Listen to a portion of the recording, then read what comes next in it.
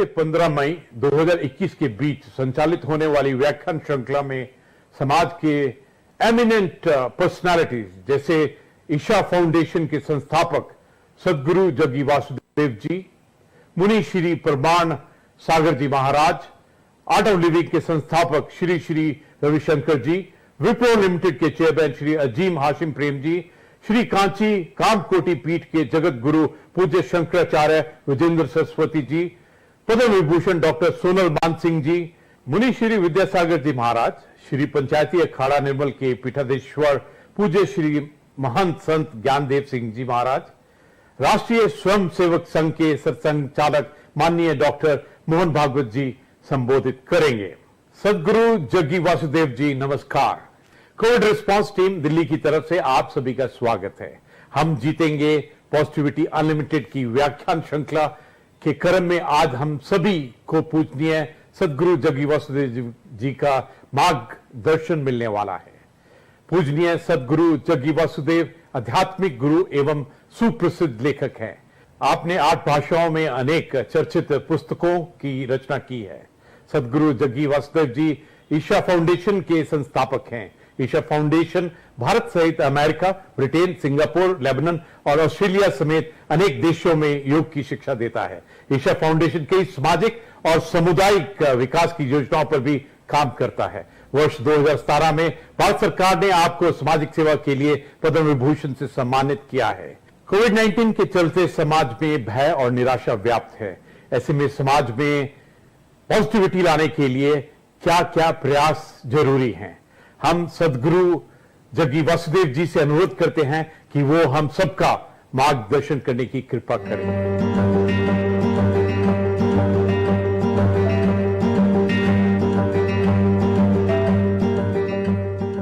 Numbers of daily cases, all these are not relevant right now because we've reached a point where the numbers could be 5x or 10x of what is being tested, because you cannot test 1.3 billion people in one day to find out how many people actually.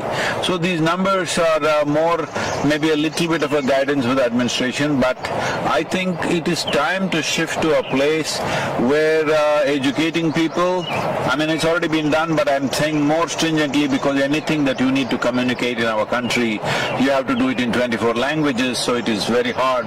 How to handle this, what level of symptoms, how to handle it, if you're asymptomatic, how to be.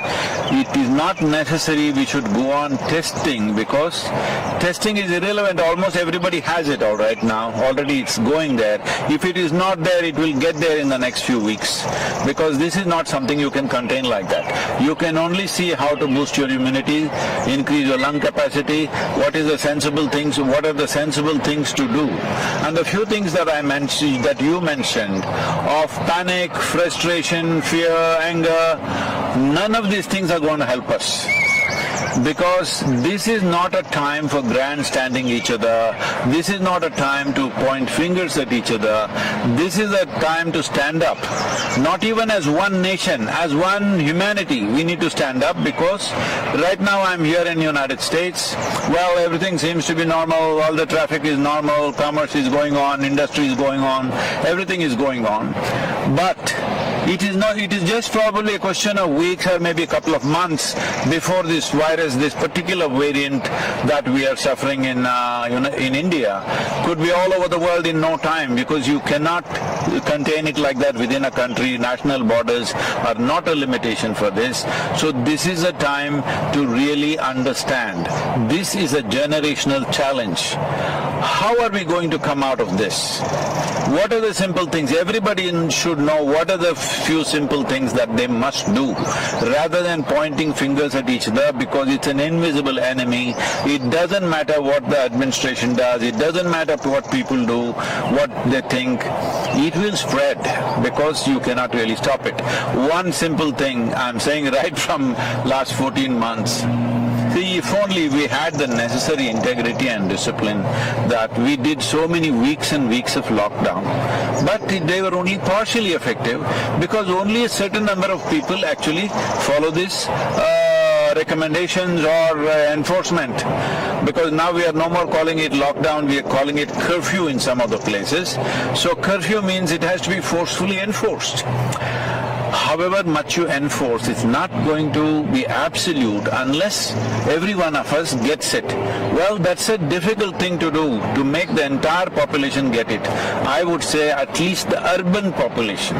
If you make the entire urban population in India to understand 14 days, if you do not come in touch with any human being, if you just stay only with those 1 or 2 people who are not infected in your family or whatever, do not come in contact with anybody for 14 days, you would definitely drop it down.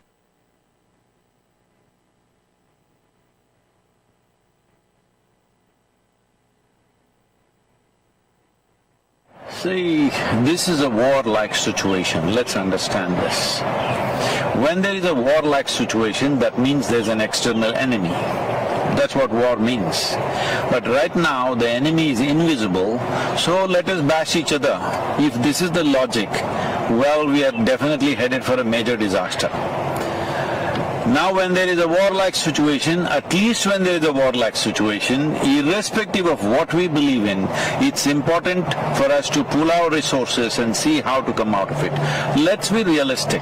India as a nation definitely does not have necessary infrastructure to service 1.4 billion people, either in terms of hospitals or toilets or temples or streets or roads or ports.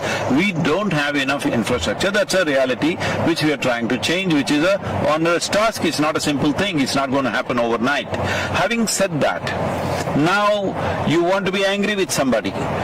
You can be angry. There is substantial medical evidence. I will show you. Our own institution in the Harvard Medical School has done a lot of research on this, clearly showing when you are angry, when you are agitated, when you are fearful, in these conditions, your immune system goes down. You become far more vulnerable. So right now the question is just this. We've gotten used to this. If something goes wrong, bash somebody. If something goes wrong, bash somebody. No, right now it is just this. Do you want to be part of the solution, or do you want to be a problem? Do you want to make a problem out of yourself? Now, one fundamental responsibility all of us have is that we stay healthy as individuals. We stay healthy and we stay alive. Now there are people in social media who envy people who are healthy, people who are doing well.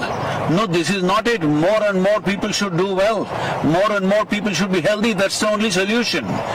Now people are openly saying, oh, my mother got infected, why are you going around happily with your family? These kind of talks are happening. Are we stupid? There is no question that if we go like this, we will make a complete disaster out of ourselves. It is time we pull up our sleeves and get to work in terms of what is needed. What is needed? Let's understand this. See, normally these kind of pandemics and epidemics are transmitted by other creatures like rats and mosquitoes and birds and whatever else. This time it's just us. Suppose, I'm saying just suppose, let us say this pandemic was being transmitted by the mice. What would be our plan? To eliminate all of them. Mass exterminate every mice in the country or in the world. But right now it's us. So we need to understand, we need to do something. Extermination is not the answer. But if we behave irresponsibly, extermination of a certain level or certain percentage of population will happen. I'm telling you, every day on my phone, people that I know, 15 to 20 people are dying per day. People, many close friends, relatives, my brother, one of my cousin brothers, all dead. And you know what, when they die, they send a message to me saying that please don't come because we don't have the body. And it seems the family went to the cremation ground where the hospital sent the body straight to the cremation ground. When they went there, 4 bodies arrived, all wrapped in white. All the 4 families who were waiting, none of them knew which is their body. They're just standing there gaping at all the 4 bodies, hoping they're looking at the right one, but they don't know which one is which. So I'm saying this is not a simple situation. Those of us who are still standing, we need to behave responsibly. Responsibly means that we must retain our ability to respond in a sensible and intelligent manner. This is not a time to react. Your anger, your frustration, your misery, everything is because you are reacting to the situation. This is a time, as a human being, you and me have to show what sort of human beings are we, what kind of generation are we. I'm saying, compared to what the previous generations have faced, this is a softball, believe me. If you were alive at the time of World War II, World War I, and various other things, you would know what I'm talking about. Well, if we have not seen it with our own eyes, we have seen it in documentaries, we have seen it in movies. Well, what they went through and what we are going through is nothing. As a generation of people, we have enjoyed the highest level of comforts and conveniences. Right now there is a challenge, and this challenge has many ramifications and many aspects of our life that needs to change. See, the problem with us is we are more dedicated to our lifestyle than our life. This is the problem. This priority has to shift. Okay, economy is going bad. Yes, I know it's going bad. Tell me what will happen for you and me. One important thing is, for me, life is important. I don't care about the lifestyle. Right now, if I traveled in United States, 2 years ago, I would be flying everywhere, staying in hotels, staying in the best homes, everything, because that's how things would be organized. Today, I'm driving a truck myself. I'm sleeping in the truck. I'm driving. This is a complete change of lifestyle. But don't be committed to your lifestyle. Lifestyle is a consequence of the times in which we live. It is a life that matters. So we have to ensure there is no loss of life. If this needs to happen, all of us should retain our ability to respond in the most sensible manner, not react in wild ways. And by grandstanding and pointing fingers at each other, you will only become part of the problem, not part of the solution.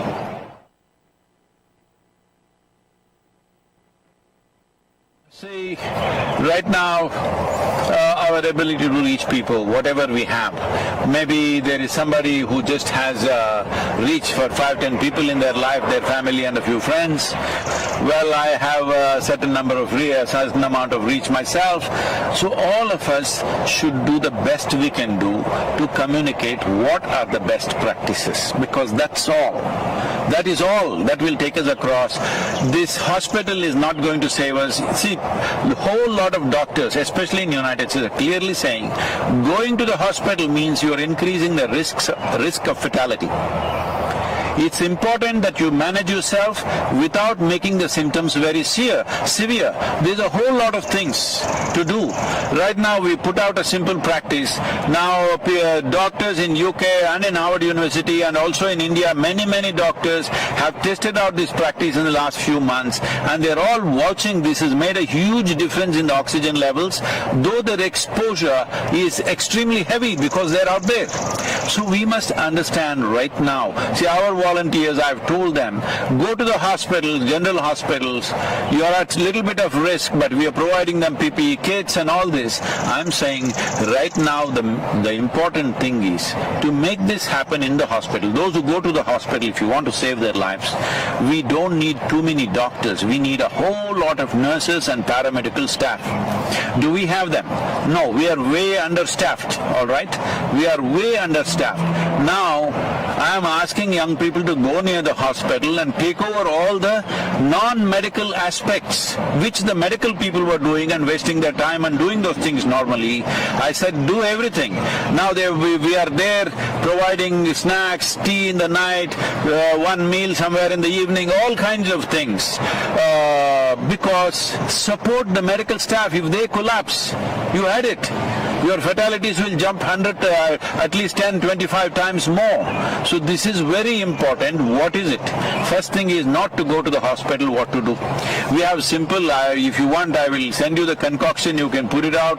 We are putting it out on all our social media. There is a Siddha, this thing in Tamil Nadu, in the rural Tamil Nadu, we've contained it significantly. This is not a cure for the virus. This is not a vaccination, but it boosts your immunity. There is something called as kudinir, simple thing, a concoction of a few herbs that you drink, which definitely enhances our immune system. I would not say you will prevent it. You will still maybe get infected, but you can keep the symptoms so low that you don't have to end up in an ICU or something. Because the percentage of people entering ICU and coming out of it is unfortunately very low. Because once you go there, the fear of it, just being there alone by yourself, that itself will lower your immune system. You are lowering the defense mechanism in the body and becoming far more susceptible. So the best thing is to stay outdoors. When I say outdoors, people are walking on the Delhi street. No. Outdoors means go into the village, go into open fields, go somewhere, go into the mountains. I know people have to do their work, but there are many ways. Like I'm doing my work, instead of staying in a hotel, staying in people's homes, I'm sleeping in a truck. I'm saying something you have to do. Something you have to do, and it's very important all of us continue our work to the extent possible, because crippling the whole activity in the country or in the world is not the answer, because that's going to take a much bigger toll on us. So it's very important to what extent, whatever the nature of work we are doing, to what extent we can keep it on without coming close to people, without getting infected. This is a fundamental responsibility.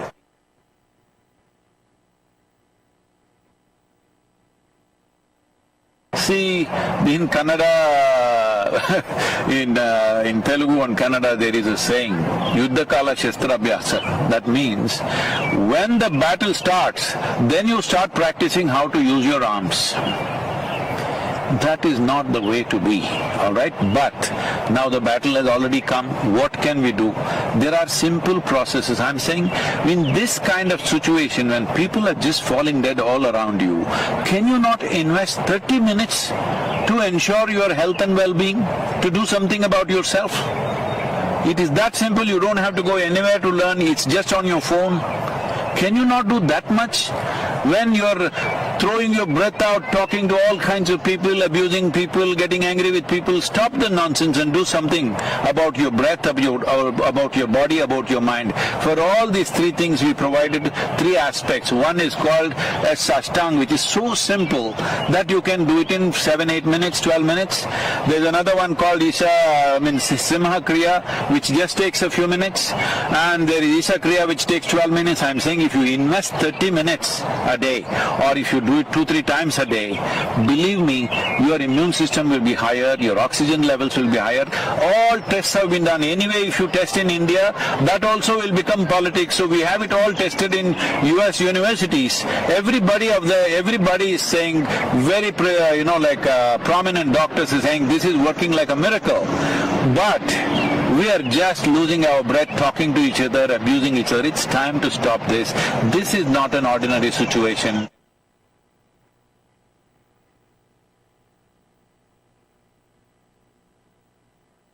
I'm going to repeat a few things because, first of all, this is a war-like situation. When there is a war, you don't think of your career, you don't think of your lifestyle, you don't think of other things.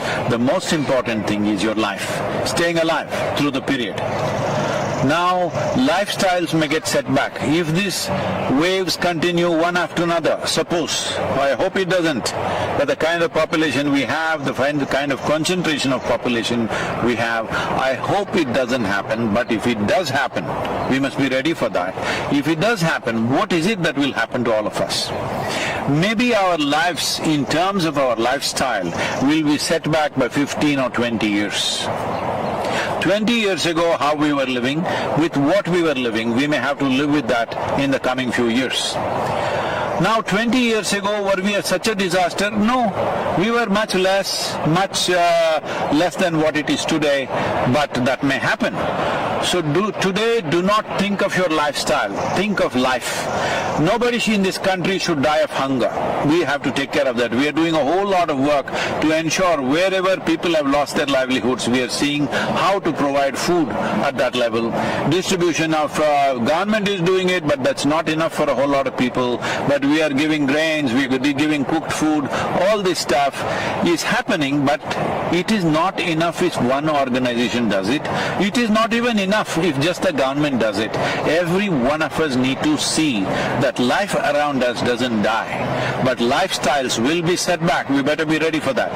Lifestyle will be set back if wave after wave it comes back. Right now, if this wave passes away in the next 4-6 weeks, as some people are making predictions, I do not know on what basis, but if it goes away, well, we will bounce back in our economy, maybe lifestyles will come back in no time. But suppose, as some of the scientists, responsible scientists are saying, that this could go on for 4 to 6 years. 4 to 6 years means across the world, our lifestyles will be set back. I am repeating this once again. I am sleeping in a truck. I had not done this for a long time. There was a time when I first started work. Initially I rode all across India on the motorcycle. I slept on the street side. I slept in the jungles. I slept on the culverts, on the bridge culverts many times through the night. People would say, won't you roll over and fall? Well, I didn't fall. But later on, I slept in a Maruti car for years. Well, today I'm back in the truck once again. I'm saying we should not be committed to our lifestyle. We must be committed to our life and all the life that is around us. This is a responsible way to go about it. Our lifestyles, we must understand, are not about us. It's about the times in which we are born. Suppose we were here 100 years ago, would we be complaining about those days' lifestyles? We were fine with it. 1,000 years ago, you and me would be in a cave and we would be fine with it.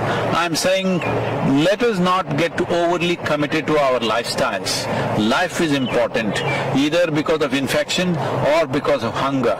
Nobody should die in the country. That should be our commitment.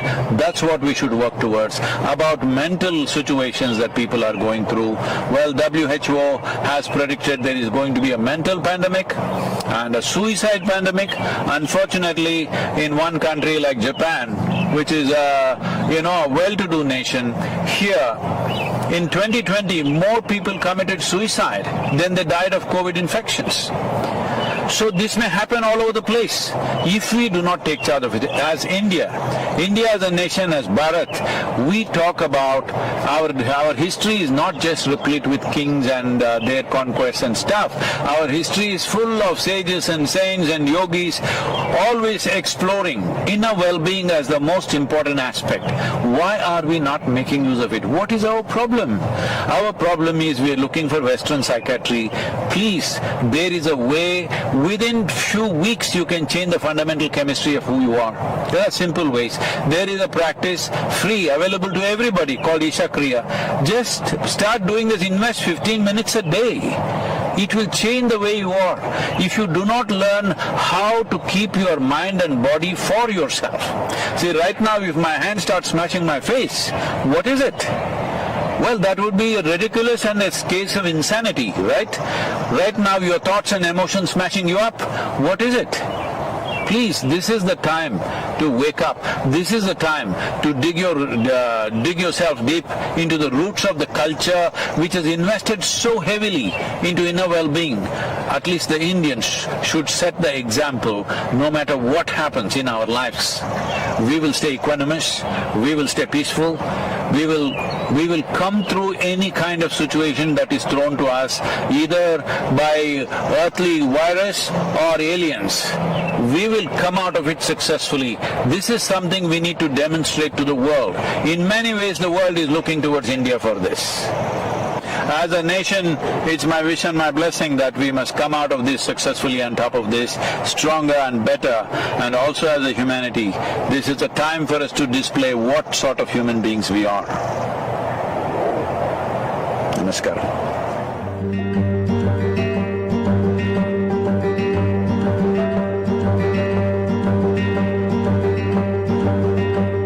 हम जीतेंगे positivity unlimited की व्याख्यान माला के दूसरे वक्ता है मुनि श्री प्रमाण सागर जी महाराज।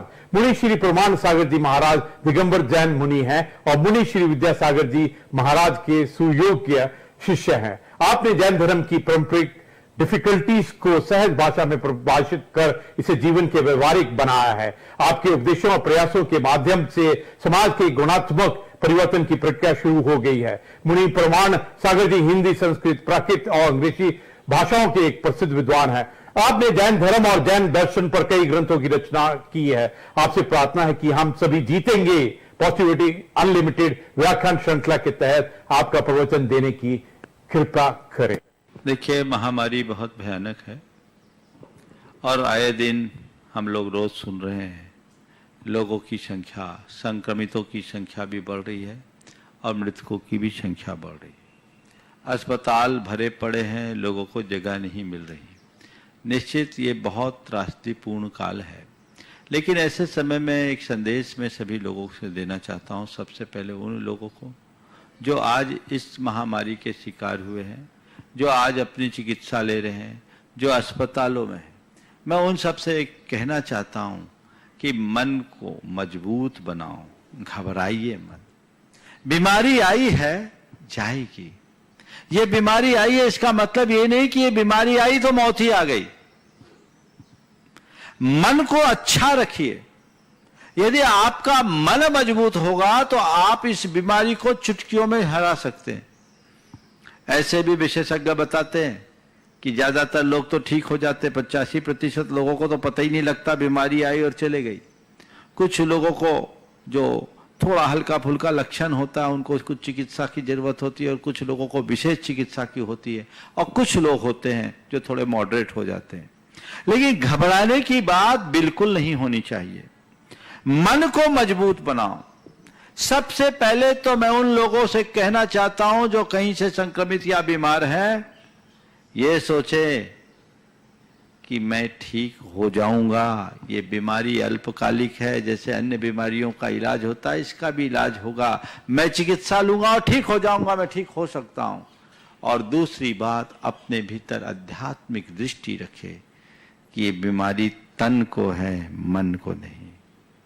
बीमारी तन को है, मन को नहीं। तन की बीमारी के सब इलाज है, मन की बीमारी का कोई इलाज नहीं। इसलिए मैं सभी से कहना चाहता हूं, इस तन की बीमारी को मन पर हावी मत होने दें।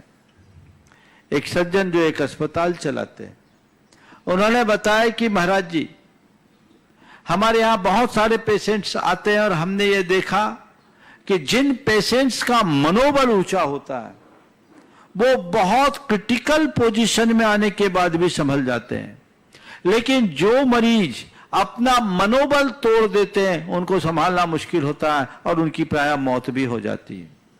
बताया कि 40 सैचुरेशन में मेरे पास आने वाले लोग जिनके लंग्स 80% तक खराब हो गए, वे लोग भी मनोबल के बल पर आज उस बीमारी को मात देकर घर जाकर स्वस्थ होकर घर पहुंच गए। तो मेरा सबसे ये कहना है कि सबसे पहले तो अपने मन को मजबूत बनाओ कि नहीं, ये बीमारी आई है पर ये ऐसी नहीं है कि मुझे लेकर के जाएगी, अभी मुझे जीना है। अपने अंदर की जिजीविषा को प्रमुख बनाइए। दूसरी बात, अपने अंदर आध्यात्मिक दृष्टि रखिए कि ये शरीर में बीमारी है। शरीर का जन्म होता है, शरीर का मरण होता है। अगर बीमारी आई है तो शरीर में आई है और इस बीमारी के प्रभाव से अगर विनाश भी होगा तो शरीर का विनाश होगा। मेरा न जन्म हुआ है, न मेरी कभी मृत्यु होगी, न मुझे कभी रोग होगा, न मेरा कभी अंत होगा। इसलिए मैं किस बात से डरूं? न मैं मृत्यु हो कुतो भीति। जब मैं मृत्यु रूप हुई नहीं तो डर किसका? मन को मजबूत बनाइए, इससे बिल्कुल मत घबराइए। बीमारी आई है, जाएगी। और एक बात गांठ में बांध के रखिए कि जब तक मेरी आयु है मुझे कोई हिला नहीं सकता, और आयु पूरी हो जाने के बाद